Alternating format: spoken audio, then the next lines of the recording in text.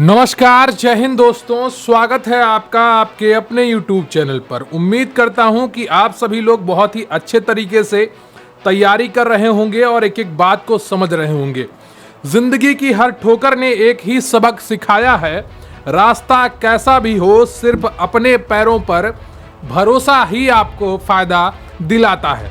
तो अपनी मेहनत पर भरोसा रखिए और अच्छे से अपने नोट्स को पढ़िए, अच्छे से अपनी पीडीएफ्स को पढ़िए, अच्छे से उनका रिवीजन करिए।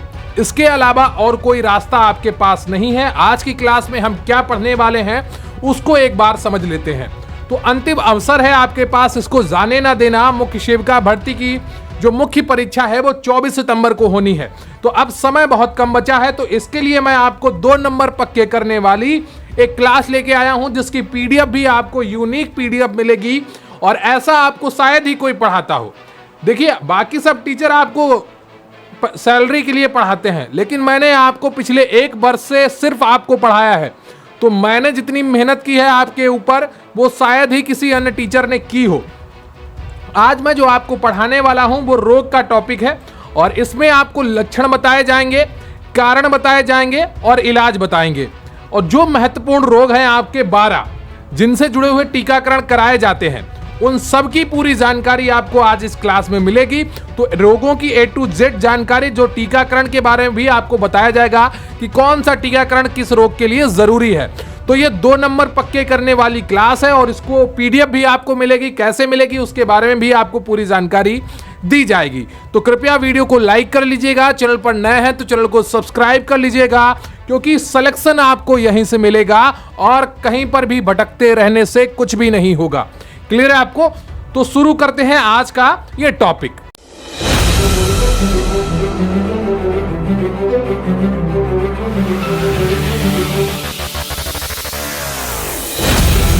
तो आज सबसे पहले हम देखेंगे कि यूआईपी यानी कि यूनिवर्सल इम्यूनाइजेशन प्रोग्राम के तहत प्रमुख उपलब्धियों का घटनाक्रम क्या है। जो सार्वभौमिक टीकाकरण अभियान था उसकी जो घटनाक्रम है वो क्या क्या था।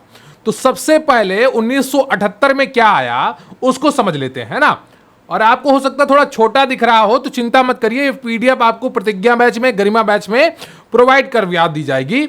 और जो नहीं जुड़े हैं उनके लिए भी आज एक खास ऑफर लेकर आया हूं, तो बिल्कुल भी परेशान मत होइएगा, बस क्लास को बिल्कुल अंत तक अटेंड करिएगा। 1978 तो क्या है? 1978 में टीकाकरण का विस्तारित कार्यक्रम बीसीजी, डीपीटी, ओपीवी और टाइफाइड शहरी क्षेत्र में शुरू किया गया था। ठीक है, तो ये सारे कार्यक्रम शुरू किए गए थे। टीकाकरण का विस्तारित कार्यक्रम बीसीजी के लिए, डीपीटी के लिए, ओपीवी के, ठीक है। तो ये सारी वैक्सीन 1978 में शुरू की गई थी। 1983 में गर्भवती महिलाओं के लिए टीटी वैक्सीन शुरू की गई। अब आपसे प्रश्न पूछ लिया जाए कि अगर गर्भवती महिलाओं के लिए टीटी वैक्सीन कब शुरू की गई, और ऑप्शन में दिया हो 1978, 1983, 1995, 2016, तो आप क्या सेलेक्ट करेंगे? 1983 सेलेक्ट करेंगे। यही आपका सबसे उचित ऑप्शन होगा। फिर आते हैं 1985 में एक और घटनाक्रम होता है, यूनिवर्सल टीकाकरण कार्यक्रम खसरे को शामिल किया गया। तो यहां पर खसरे का टीका भी शामिल कर लिया गया 1985 में।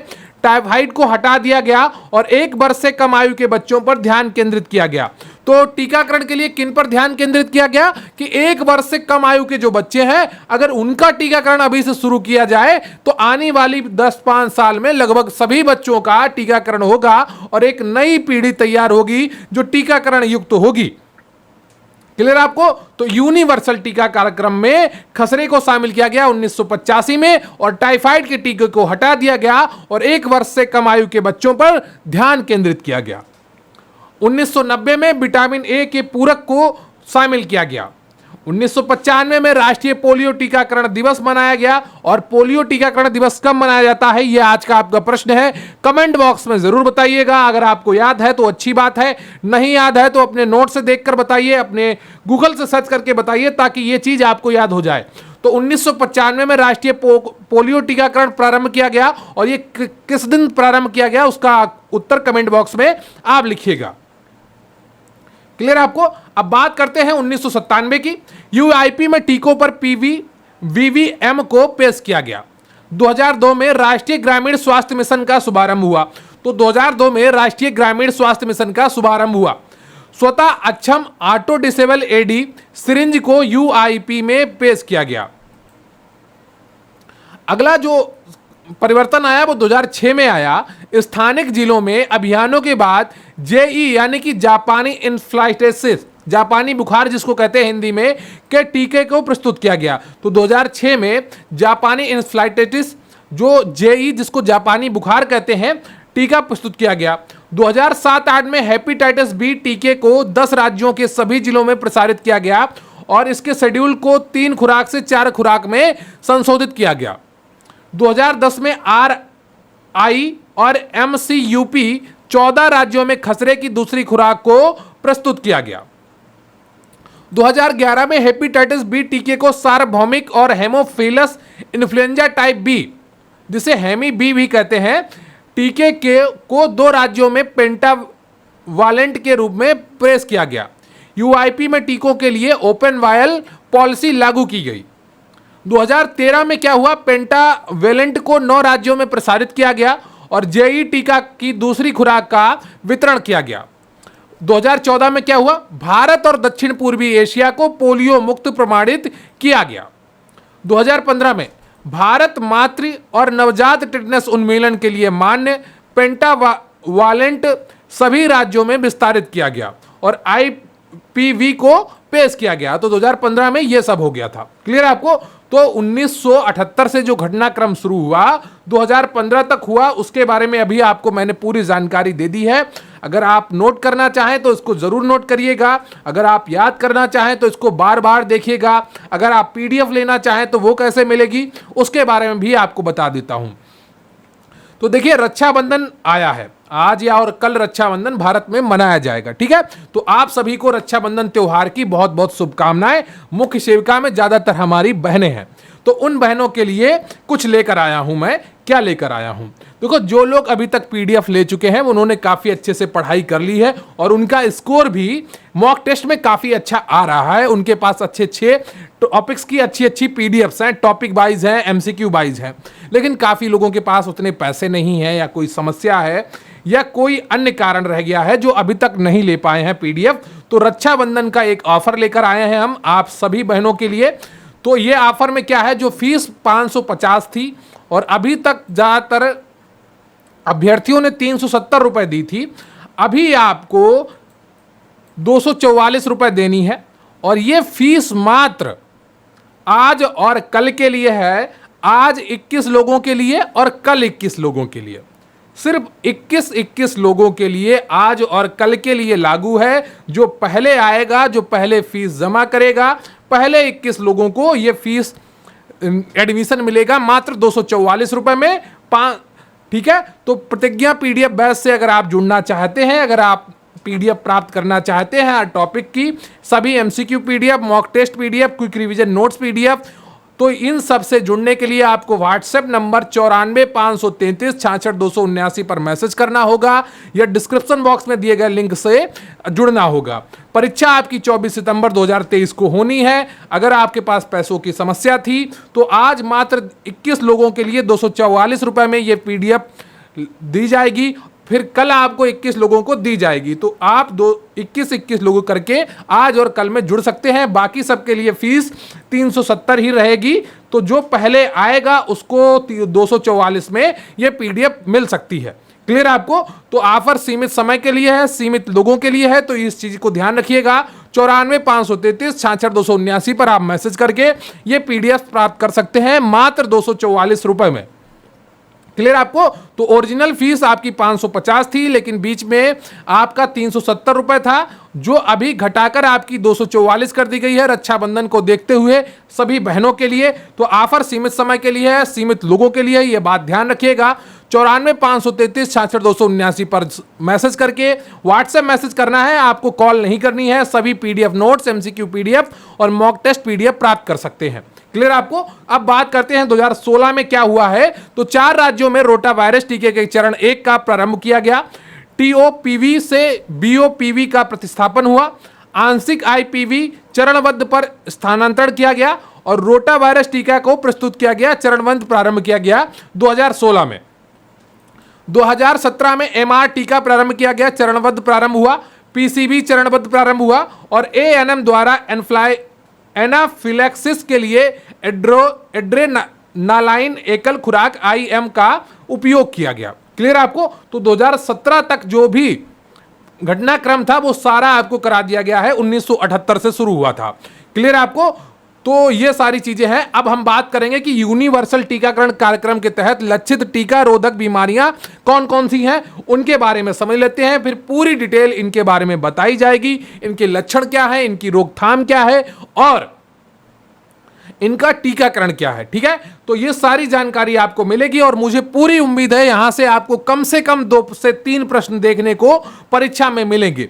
सबसे पहली बीमारी है आपकी तपेदिक, हेपेटाइटिस बी, पोलियो, गलघोटू जिसको कहते हैं डिप्थीरिया, काली खांसी जिसको कहते हैं पर्टुसिस और tetanus, haemophilus influenza type B संबंधित रोग, जीवाणु मेनिंजाइटिस, निमोनिया और अन्य, रोटावायरस जनित डायरिया, न्यूमोकोकल रोग, खसरा, मीजल्स, रूबेला और जापानी इंसेफ्लाइटिस। ठीक है, इंसेफ्लाइटिस, तो ठीक है, जापानी इंसेफ्लाइटिस। तो ये सारी चीजें आपको आज पढ़नी है। ये 12 बीमारियां हैं जिनको यूनिवर्सल टीकाकरण कार्यक्रम में शामिल किया गया है।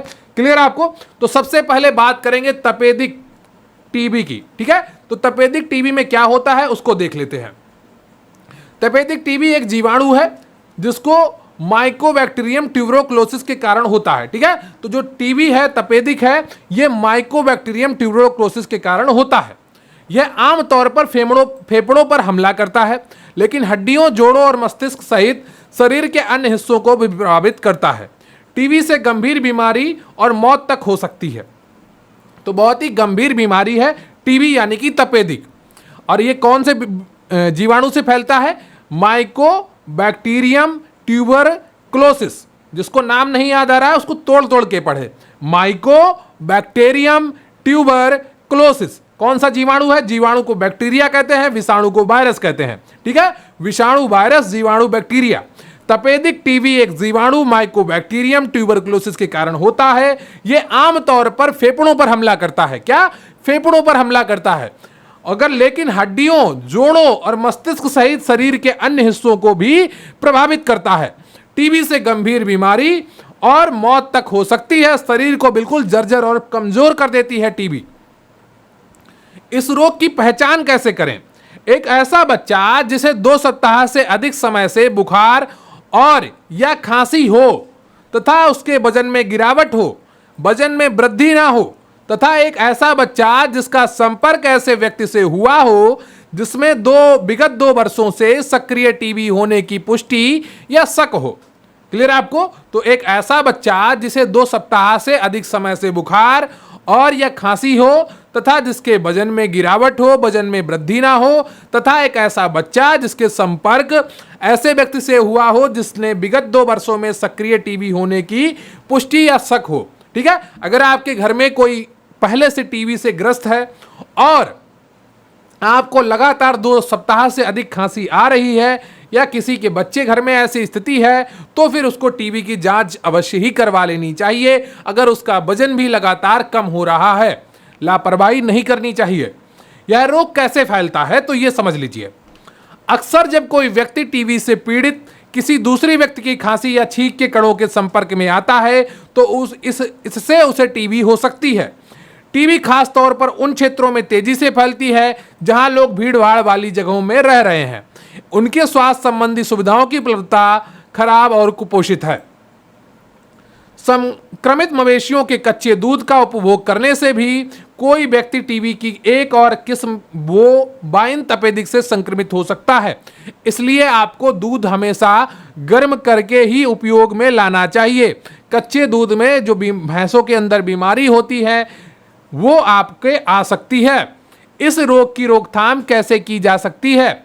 तो टीकाकरण सारणी के अनुसार बैसिलस कैलमेट गुरिन बीसीजी का टीका बच्चों में टीबी के गंभीर रूपों की रोकथाम कर सकता है। अब कौन सा टीका कब लगेगा, कैसे लगेगा, उसकी एक अलग क्लास मिलेगी आपको, उसकी अलग से पीडीएफ आपको मिलेगी। आज अभी आपको सिर्फ 12 रोगों के बारे में, उनके लक्षण, कारण और क्या रोकथाम है, कौन सा टीका लगता है, यह बताया जा रहा है। क्लियर आपको? बहुत ही महत्वपूर्ण क्लास है, इसको छोड़कर मत जाइएगा। अगर आपने ये क्लास छोड़ी तो कम से कम मानकर चलिए आप 2 से 3 नंबर छोड़ रहे हैं। ठीक है, तो इस रोग की रोकथाम कैसे की जा सकती है? टीकाकरण सारणी के अनुसार बैसिलस कैलमेट गुरिन बीसीजी का टीका बच्चों में टीबी के गंभीर रूपों की रोकथाम कर सकता है। अगली जो बीमारी है आपकी वो है हेपेटाइटिस बी। क्या? हेपेटाइटिस बी आपकी अगली बीमारी है। हेपेटाइटिस बी का संक्रमण एक वायरस के कारण होता है जो लीवर यकृत को प्रभावित करता है। ठीक है, हेपेटाइटिस बी का संक्रमण किसके कारण होता है? एक वायरस के कारण होता है। यह विषाणु जनित बीमारी है जो लीवर यानी कि आपके यकृत को प्रभावित करता है। बच्चे जो जन्म के दौरान या 1 वर्ष की उम्र से पहले संक्रमित हो जाते हैं उनमें 90% जीर्ण क्रोनिक रोग विकसित कर लेते हैं। क्रोनिक रोग ऐसी स्थिति होती है जो शरीर के अंदर बिल्कुल बस चुकी होती है। क्लियर है आपको? और उसे जल्दी ठीक कर पाना बहुत ही असंभव सी स्थिति हो जाती है।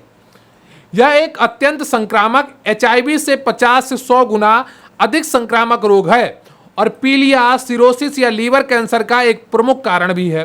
तो हेपेटाइटिस बी जो है यह संक्रमण का एक वायरस के कारण होता है जो लीवर यकृत को प्रभावित करता है। बच्चे जो जन्म के दौरान या 1 वर्ष से कम उम्र से पहले संक्रमित हो जाते हैं उनमें से 90% रोग क्रोनिक रोग विकसित कर लेते हैं। यह एक संक्रामक रोग है बहुत ही ज्यादा, जो एचआईवी से 50 से 100 गुना अधिक संक्रामक है और इसकी बीमारी से पीलिया, सिरोसिस और लीवर कैंसर का एक प्रमुख कारण है। ठीक है, अभी मैं आपको बताऊंगा कि इस रोग की पहचान कैसे करें और बिल्कुल भी बोर नहीं होना है आपको। आपके बोर होने का एक ही मतलब है कि आपने अपनी ऊर्जा किन्हीं दूसरे कार्यों में बर्बाद कर दी है। आपका मन यहां पर तभी नहीं लग रहा है। पानी पीजिए, लंबी सांसें लीजिए और क्लास को पूरा कंप्लीट करके हटिएगा। इस रोग की पहचान कैसे करें? यह एक गंभीर बीमारी है जिसके लक्षणों में आमतौर पर गंभीर पीलिया, गहरा पीला मूत्र, भूख न लगना, एनोरेक्सिया। भूख न लगना क्या होता है? एनोरेक्सिया होता है। बेचैनी, अत्यंत थकान और पेट के ऊपर दाहिनी चौथाई का कोमल होना आदि शामिल होता है। यह रोग कैसे फैलता है इसको देख लेते हैं। यह रोग संक्रमित रक्त या विभिन्न स्थितियों में शरीर से निकलने वाले तरल पदार्थों के संपर्क में आने से फैलता है। जन्म के दौरान मां से बच्चे में, बच्चों की आपसी सामाजिक क्रियाकलापों के दौरान कटने, छिलने, काटने या खरोच लगने से, असुरक्षित यौन संबंध से एक व्यक्ति से दूसरे व्यक्ति में और असुरक्षित इंजेक्शन या ट्रांसफ्यूजन या संक्रमित रक्त वाली सुई नली दुर्घटनाओं के द्वारा। तो ये ज्यादातर जो फैलता है वो फैलता है एचआईवी के समान कारणों के द्वारा। ठीक है, इसके जो कारण है रोग फैलने के वाहक हैं वो एचआईवी जैसे ही हैं। इस रोग को कैसे रोका जाता है?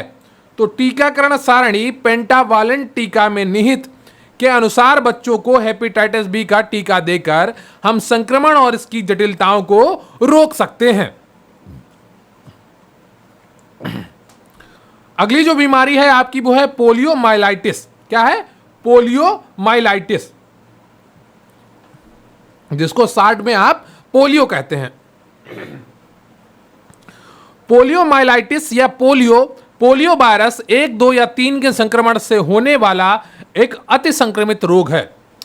यह मुख्य रूप से 5 वर्ष से कम उम्र के बच्चों को प्रभावित करता है। जब यह वायरस मांसपेशियों को नियंत्रित करने वाले रीढ़ की हड्डी की तंत्रिका कोशिकाओं पर हमला करता है तो प्रत्येक 200 संक्रमणों में से एक संक्रमण असाध्य लगवा का कारण बन जाता है। भारत 2011 से पोलियो मुक्त है। यह महत्वपूर्ण है कि सभी पोलियो प्रतिरक्षण और टीकाकरण अभियान जारी रहें जब तक कि दुनिया पोलियो मुक्त ना हो जाए। भारत को 2011 में पोलियो मुक्त घोषित कर दिया गया था और एक समय के लिए टीकाकरण पोलियो का रोक दिया गया था। लेकिन फिर क्या देखा गया कि बांग्लादेश में पोलियो है, पाकिस्तान में पोलियो है, श्रीलंका में पोलियो है। तो यहाँ से लोग आते जाते हैं, हवा के साथ कण भी आते जाते हैं। तो फिर उन देशों से बीमारी अपने देश में ना पनपने लगे फिर से, तो इसके लिए फिर से टीकाकरण प्रारंभ किया गया और अभी तक पोलियो टीकाकरण चल रहा है। इस रोग की पहचान कैसे करें?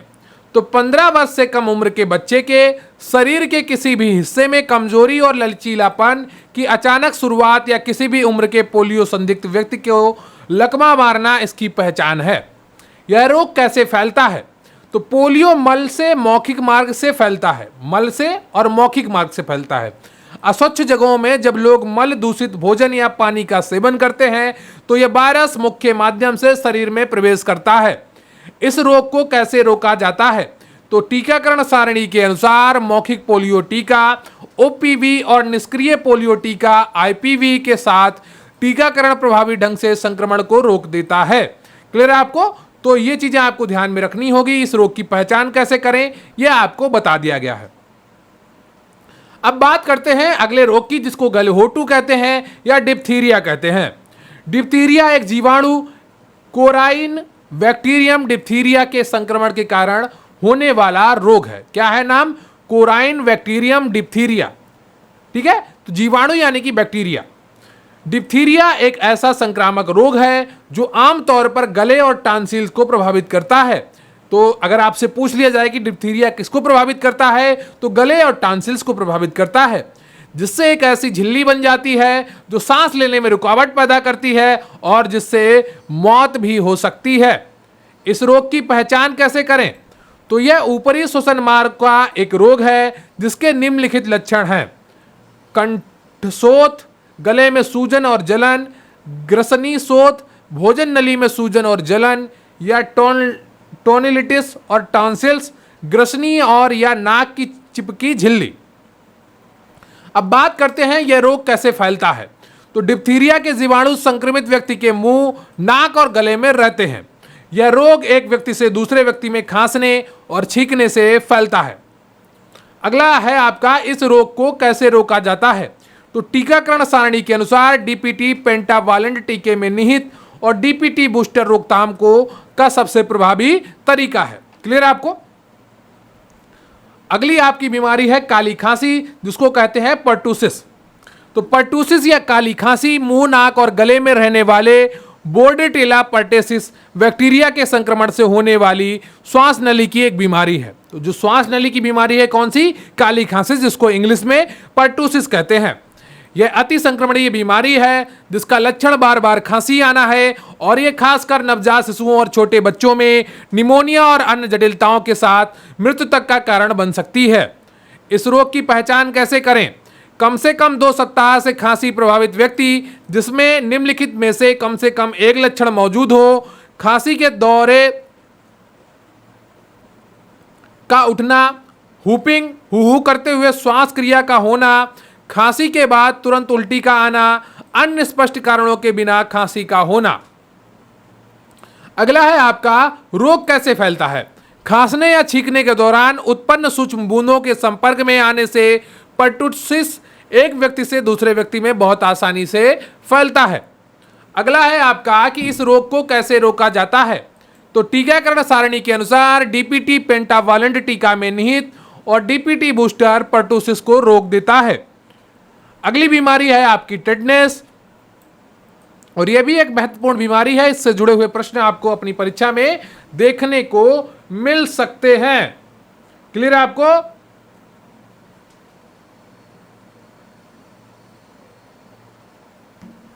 तो टेटनस क्लास्ट्रीडियम टेटानी जीवाणु के कारण होता है जो हर जगह मिट्टी में मौजूद होता है। इस जीवाणु से संक्रमण तब होता है जब मिट्टी, घाव या कटी फटी त्वचा में प्रवेश करती है।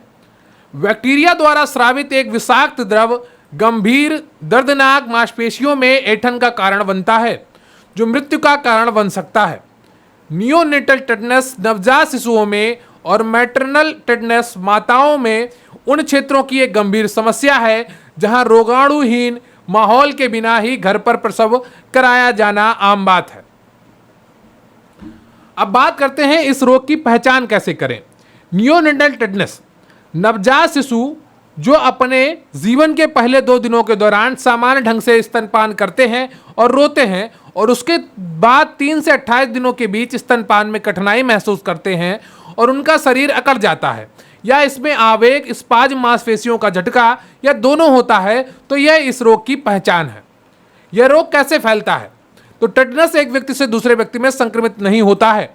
सभी उम्र के लोगों में इसके जीवाणु बैक्टीरिया गंदे नाखूनों, चाकू, उपकरण, लकड़ी के नुकीले टुकड़ों, प्रसव के दौरान उपयोग किए गए अस्वच्छ उपकरण या जानवरों के काटने से होने वाले घावों के माध्यम से प्रवेश कर सकते हैं। नवजात शिशुओं में संक्रमण तब होता है जब गंदी चटाइयों या फर्श पर डिलीवरी कराई जाती है। नाभिनाल को गंदे उपकरणों द्वारा काटा जाता है। नाभिनाल को साफ करने के लिए गंदे पदार्थ का उपयोग किया जाता है या प्रसव में मदद करने वाले व्यक्तियों के हाथ साफ नहीं होते हैं। इस रोग को कैसे रोका जाता है? गर्भावस्था के दौरान गर्भवती महिलाओं को प्राथमिक खुराक और बूस्टर खुराक आदि आवश्यक हो के साथ टीटी का टीका देना मैटरनल और नियोनेटल टेटनस को रोकता है। अन्य आयु समूहों में टेटनस को रोकने के लिए टीकाकरण सारणी के अनुसार सभी बच्चों को टीटी, डीपीटी, पेंटावायलेट वैक्सीन, ठीक है, का टीकाकरण देना आवश्यक है। अगली जो बीमारी है वो आपकी है हेमोफिलस इन्फ्लुएंजा प्रकार बी, जिसको टाइप बी भी कहा जाता है। ठीक है, हेमोफिलस इन्फ्लुएंजा प्रकार बी या टाइप बी। तो हेमोफिलस इन्फ्लुएंजा आमतौर पर बच्चों के नाक और गले में पाया जाने वाला जीवाणु है। 6 प्रकार के हेमोफिलस इन्फ्लुएंजा होते हैं।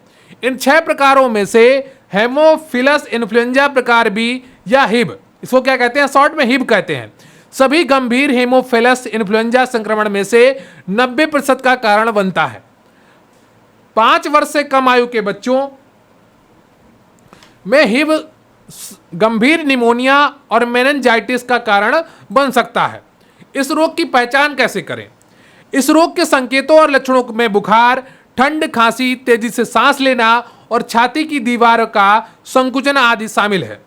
मेनिंजाइटिस प्रभावित बच्चों में बुखार, सिरदर्द, प्रकाश के प्रति संवेदनशीलता, गर्दन में अकड़न और कभी कभी भ्रम या बदली हुई चेतना की स्थिति हो सकती है। यह रोग कैसे फैलता है? तो छींक और खांसी की बूंदों के माध्यम से यह रोग एक व्यक्ति से दूसरे व्यक्ति में फैलता है। वैसे बच्चे जो स्वस्थ हैं परंतु उनके नाक और गले में वायरस मौजूद है, वे भी दूसरों को संक्रमित कर सकते हैं। क्लियर है आपको? तो यह सारी जानकारी आपके लिए महत्वपूर्ण है और निरंतर आपको क्लास अंत तक देखनी है। यह आप खुद से वादा करके रखिए। इस रोग को कैसे रोका जाता है? टीकाकरण सारणी के अनुसार बच्चों में हिब टीका पेंटावालेंट टीका में निहित लगाकर हम हिब संक्रमण और इसकी जटिलताओं को रोक सकते हैं। क्लियर है आपको? तो इसके लिए पेंटावालेंट वैक्सीन लगाई जाती है जिसमें हिब टीका होता है। क्लियर है आपको?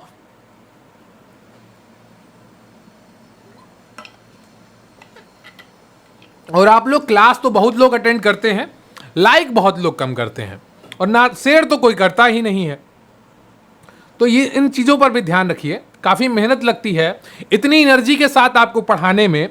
मैं जितनी आवाज़ में अपने जान दाकर आपको पढ़ाता हूँ, शायद ही कोई यूट्यूब पर इतनी एनर्जी के साथ आपको पढ़ाता हो। नहीं तो देखते होंगे आवाज़ कितनी मरी मरी सी, सड़ी सड़ी सी आती है।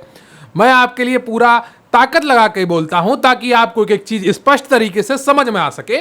तो कृपया वीडियो को लाइक तो कर ही सकते हैं और चैनल को सब्सक्राइब भी कर लीजिए अगर आपने अभी तक नहीं किया है, और अपने दोस्तों के साथ शेयर भी करिए अपने ग्रुप्स में। अगली जो बीमारी है आपकी वो है रोटावायरस गैस्ट्रोएंटेरिटस। ठीक है, तो रोटावायरस गैस्ट्रोएंटेरिटस एक अत्यंत संक्रामक दस्त है जो छोटी आंत के रोटावायरस से संक्रमण के कारण होता है। अगर आपसे पूछ लिया जाए रोटावायरस में संक्रमण किस अंग से होता है तो छोटी आंत से होता है। यह आप बिल्कुल बहुत ही जल्दी उत्तर देंगे। यह शिशुओं और छोटे बच्चों में गंभीर दस्त का कारण बनता है। गंभीर निर्जलीकरण के कारण, जिसको डिहाइड्रेशन कहते हैं, 3 से 12 महीने की आयु के शिशुओं की मृत्यु तक हो सकती है। इस रोग की पहचान कैसे करें यह भी इंपॉर्टेंट है और इसको जानना भी जरूरी है। इसके नैदानिक संकेतों और लक्षणों में शामिल है हल्के ढीले मल से लेकर गंभीर पानी के दस्त और उल्टी होने के कारण निर्जलीकरण। यह रोग कैसे फैलता है? तो यह रोग मल तथा मौखिक मार्ग से फैलता है। यह वातावरण में स्थिर रहता है और दूषित भोजन, पानी और वस्तुओं के माध्यम से फैल सकता है। इस रोग को कैसे रोका जाता है? तो टीकाकरण सारणी के अनुसार बच्चों को रोटावायरस टीका लगाकर हम इसके संक्रमण और इसकी जटिलताओं को रोक सकते हैं। किसी भी प्रकार के दस्त के दौरान ORS देना याद रखें। दस्त हो या उल्टियां, ORS देना बहुत जरूरी है क्योंकि निर्जलीकरण से व्यक्ति की मृत्यु भी हो सकती है, उसको बेहोशी भी आ सकती है। तो निर्जलीकरण को रोके रखिए और उसे ORS घोल देते रहिए, चाहे बच्चा हो, चाहे बड़ा हो, चाहे बुजुर्ग हो। इतनी बात जरूर ध्यान रखिएगा। अगली जो बीमारी है आपकी वो है न्यूमोकोकल रोग। न्यूमोकोकल रोग क्या है इसको समझ लेते हैं पहले। न्यूमोकोकल बीमारी स्ट्रेप्टोकोकस न्यूमोनिया जिसे न्यूमोकोकस भी कहा जाता है, जीवाणु के कारण होने वाली बीमारियों का एक समूह है। इन बीमारियों में से सबसे गंभीर निमोनिया, मेनिनजाइटिस और रक्त प्रवाह का संक्रमण है। स्ट्रेप्टोकोकस निमोनिया 5 वर्ष से कम उम्र के बच्चों में जीवाणु निमोनिया का प्रमुख कारण है। अब बात करते हैं न्यूमोकोकस के कारण कौन कौन से रोग हो सकते हैं।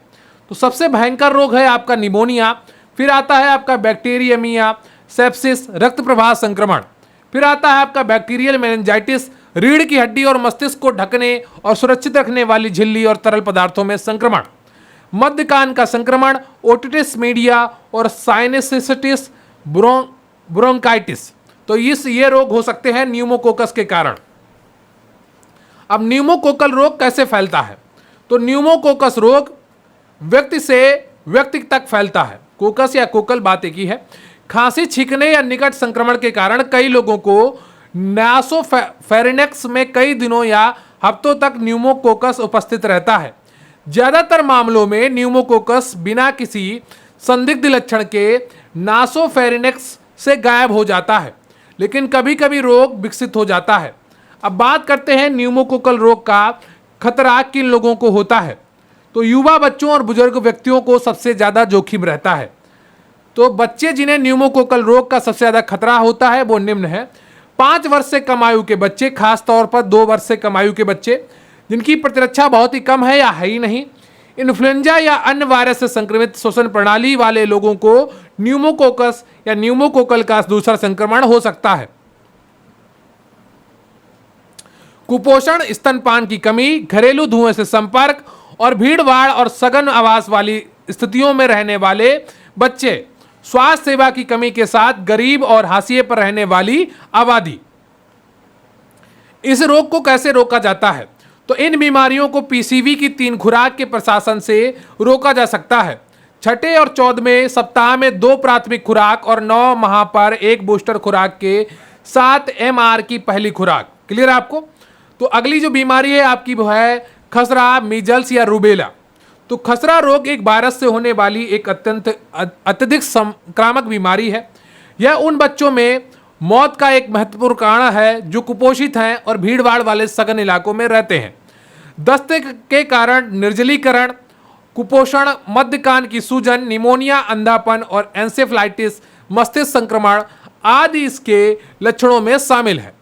रूबेला आमतौर पर बच्चों में एक छोटी बीमारी होती है, लेकिन जब संक्रमण गर्भावस्था की शुरुआत में होता है तो बच्चे में आजीवन गर्भपात, भ्रूण मृत प्रसव और गंभीर जन्मजात दोषों, जन्मजात रूबेला सिंड्रोम CRS का कारण बन सकता है। अब बात करते हैं इस रोग की पहचान कैसे करें, यह भी जानना बहुत ही जरूरी है। तो कोई भी व्यक्ति जिसे बुखार और मैकुलोपैपुलर रैश यानी गैर वेसिकुलर हो और खांसी, कोरिजा, बहती नाक या नेत्र शोथ, लाल आंखें, आंख आना हो। यह रोग कैसे फैलता है? इसका वायरस संक्रमित लोगों की नाक और गले के स्राव से और संक्रमित व्यक्ति के छींकने या खांसने से हवा में फैलता है। इस रोग को कैसे रोका जाता है? तो खसरा या रूबेला युक्त टीका एमआर खसरा को रोकने में प्रभावी है। इसे टीकाकरण को सारणी के अनुसार दी जानी चाहिए। तो टीकाकरण की सारणी क्या है वो भी आपको मैं एक अलग क्लास में करवाऊंगा, उसके लिए आप बिल्कुल भी चिंता मत करिए और इसकी भी PDF आपको मिलेगी। अगला जो रोग है आपका वो है जापानी एन्सेफ्लाइटिस। तो जापानी एन्सेफ्लाइटिस जेई वायरस के कारण होने वाला मस्तिष्क के संक्रमण का रोग है। यह भारत के कुछ राज्यों के किन्हीं निश्चित क्षेत्रों में पाया जाता है। जेई रोग के 20 से 30% मामले जानलेवा होने के साथ साथ ये छोटे 10 वर्ष से कम उम्र के बच्चों में गंभीर बीमारी और मौत का कारण बन सकता है। देखिए जो जापानी एन्सेफ्लाइटिस है ये सीमित क्षेत्रों में फैलता है, जैसे पूर्वी उत्तर प्रदेश में बहुत ही ज्यादा था, अभी वहां पर स्थिति नियंत्रित कर ली गई है। जब से नई सरकार आई, योगी जी मुख्यमंत्री बने, ये उसी क्षेत्र से हैं, तो इन्होंने विशेष तौर पर जापानी एन्सेफ्लाइटिस पर काम किया और पूर्वी उत्तर प्रदेश से इस बीमारी को लगभग समाप्त कर दिया है। अब बात करते हैं इस रोग की पहचान कैसे करें। यह रोग किसी भी उम्र के व्यक्ति को साल के किसी भी समय बुखार की तीव्र शुरुआत और मानसिक स्थिति में परिवर्तन, भ्रम, स्थिति भ्रांति, कोमा या बात करने में असमर्थता के लक्षणों सहित और या दौरे की एक नई शुरुआत सरल उज्ज्वर के दौरे को छोड़कर के साथ हो सकता है। अब बात करते हैं ये रोग कैसे फैलता है। तो जेई का वायरस मच्छरों द्वारा फैलता है। यह वायरस आमतौर पर पक्षियों और घरेलू जानवरों, विशेष रूप से सुअरों को संक्रमित करता है, जो इनके प्रजनन स्थल के रूप में कार्य करते हैं। लोग इस रोग की चपेट में तब आते हैं जब कोई मच्छर किसी संक्रमित जानवर को काटने के बाद उन्हें काटता है। क्लियर है आपको? अब बात करते हैं इस रोग को कैसे रोका जाता है। तो इस रोग पर काबू पाने के लिए अधिक जोखिम वाले जिलों में 1 से 15 वर्ष तक के सभी बच्चों को लक्षित अभियानों के अंतर्गत टीकाकरण किया जाता है और उसके बाद इस टीके को जिले के यूआईपी में शामिल किया जाता है। 9 महीने से 2 वर्ष तक के सभी बच्चों को जेई की 2 खुराक उपलब्ध कराई जाती है। क्लियर आपको? तो ये सभी 11 बीमारियां आपको करा दी गई हैं जो आपके टीकाकरण में शामिल हैं और उम्मीद करता हूं आपको सभी जानकारी मिल गई होगी। क्लियर आपको? और अच्छे से आपने तैयारी कर ली होगी। तो अगर आप पीडीएफ प्राप्त करना चाहते हैं तो रक्षाबंधन ऑफर है, मात्र 21 लोगों को सभी पीडीएफ मात्र 244 रुपए में मिलेगी। अगर आप इससे जुड़ना चाहते हैं तो अतिशीघ्र व्हाट्सएप नंबर 94 533 पर मैसेज करिए। कैसे जुड़ना है आपको पूरी जानकारी प्रोवाइड कर दी जाएगी। मात्र 244 रुपए आपको पेमेंट करने होंगे पहले 21 लोगों को जो पहले आएंगे। तो 94 533 66 279 पर आपको मैसेज करना है। ऑफर सीमित समय के लिए है, रक्षाबंधन का ऑफर है और हमारी सभी बहनों के लिए ये तोहफा है। जो फीस 370 आपको देनी पड़ रही थी, मात्र आपको 244 रुपए देनी होगी और ये सिर्फ आज 21 लोगों को ही मिलेगा। तो जल्दी से जल्दी मैसेज करके आप इससे जुड़ सकते हैं। तो रोग के लक्षण, कारण और इलाज आपको करवा दिए गए हैं। 2 नंबर यहां से आपके पक्के हो सकते हैं अगर आप अच्छे से तैयारी करेंगे। क्लियर है आपको?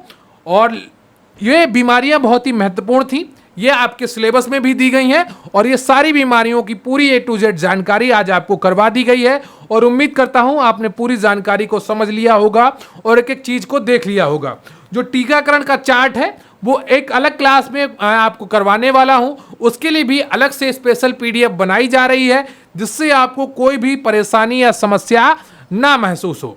मैं आपके लिए निरंतर परिश्रम कर रहा हूं और 24 तारीख तक आपके साथ बना रहूंगा, निरंतर परिश्रम करता रहूंगा, इसी तरीके के अच्छे नोट्स लेकर आता रहूंगा। अगर आप इन सब की पीडीएफ पाना चाहते हैं तो स्क्रीन पर दिखाए जाने वाले व्हाट्सएप नंबर पर मैसेज कर सकते हैं। थैंक यू वेरी मच, बहुत बहुत धन्यवाद आपका। और कृपया वीडियो को लाइक कर लीजिएगा, चैनल पर नए हैं तो चैनल को सब्सक्राइब कर लीजिएगा। अगर आपको ये वीडियो पसंद आया है तो कमेंट बॉक्स में जरूर बताइएगा। आप डिस्क्रिप्शन बॉक्स में जाकर हमारे टेलीग्राम चैनल से जुड़ सकते हैं, वहीं से आप बैच की जानकारी भी प्राप्त कर सकते हैं। तो थैंक यू वेरी मच, कृपया वीडियो को लाइक जरूर करिएगा और कमेंट करके जरूर बताइएगा कि ये वीडियो कैसा लगा। जय हिंद, जय भारत।